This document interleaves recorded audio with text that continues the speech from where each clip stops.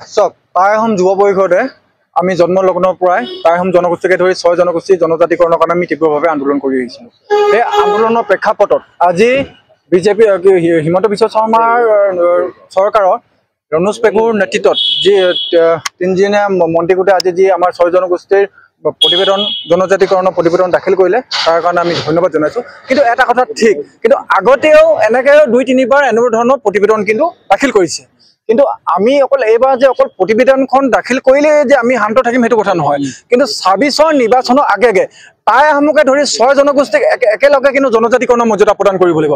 যদি 26ৰ নিৰ্বাচনৰ আগে যদি টাই আহোমকে ধৰি যদি 6 জনগোষ্ঠীক যদি জনজাতিকৰণৰ যদি মৰ্যাদা প্ৰদান নকৰে তেনেহ'লে কিন্তু এইবাৰ কিন্তু বিজেপি চৰকাৰখন হলটেকত পৰিব, একদম স্পষ্ট কথা। আজি প্ৰতিবেদন সন্তুষ্ট নাই আপোনালোকে? নহয়, তাক লৈ সন্তুষ্ট বুলি আমি এতিয়ালৈকে আমি একো ক'ব নোৱাৰোঁ। এটা কথা আমি ক'ব পাৰিম যে আজি প্ৰতিবেদনখন ইমান এটা হেৰিয়ৰ ক্ষেত্ৰতো যে হিমন্ত বিশ্ব শৰ্মাৰ ডাঙৰীয়াৰ যি চৰকাৰখনে আমাৰ যে প্ৰতিবেদনখন যে 6 জনগোষ্ঠীৰ জনজাতিকৰণৰ প্ৰতিবেদনখন যে আজি তেখেতে যে দাখিল কৰিলে, দাখিল কৰাৰ কাৰণে আমি ধৰি লওক তেখেতক ধন্যবাদ জনাইছোঁ। কিন্তু এটা কথা, অকল যে প্ৰতিবেদনখন দাখিল কৰাৰ কাৰণে যে তেখেতক ধন্যবাদ জনাইছোঁ নহয়, কিন্তু আমাক জনজাতিকৰণৰ মৰ্যাদা প্ৰদান কৰিব লাগিব।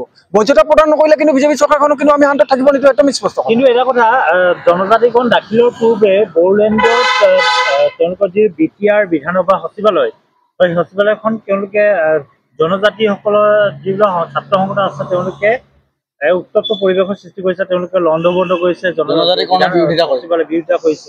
চাওক, আমি এতিয়াও নহয়, আমি আগৰ পৰাই কৈ আহিছোঁ যে সমমৰ্যাদা সম অধিকাৰৰ কাৰণে আমি জনজাতিকৰণ আমি বিচাৰিছোঁ। আমি বিচাৰিছোঁ অসমখন সুৰক্ষিত ক্ষেত্ৰত, ভূমি সুৰক্ষিত ক্ষেত্ৰত, ৰাজনৈতিক পথাৰখনৰ সুৰক্ষিত ক্ষেত্ৰত আৰু বিদেশী বাংলাদেশী সুৰক্ষিত ক্ষেত্ৰত আমি জনজাতিকৰণ বিচাৰিছোঁ। কিন্তু এটা কথা আমি ধৰিব পৰা নাই যে তেখেতলোকে কিয় ধৰি লওক আমাক বিৰোধিতা কৰিছে। আৰু এটা কথা আমি ক'ব লাগিব যে বড়োলেণ্ডতে হওক তেখেতলোকৰ চৰকাৰ আছে, চৰকাৰে বা প্ৰশাসনে তেখেতলোকক বুজাই দিবলৈ লাগিছিলে যে এই 6 জনগোষ্ঠীয়ে জনজাতিকৰণ কি কাৰণে বিচাৰিছে, সেই কথাটো কিন্তু বুজাই দিব লাগিছিলে বা অসমৰ গৃহ বিভাগক বুজাই দিব বিচাৰিছিলে। কিন্তু এটা কথা, আমি কোনো সংঘাতো আমি বিচৰা নাই। কিন্তু এই কথাৰ কিন্তু এতিয়া আমি আৰু বেলেগ একো নকওঁ, এই প্ৰশ্নৰ উত্তৰ কিন্তু সময়ে পাব।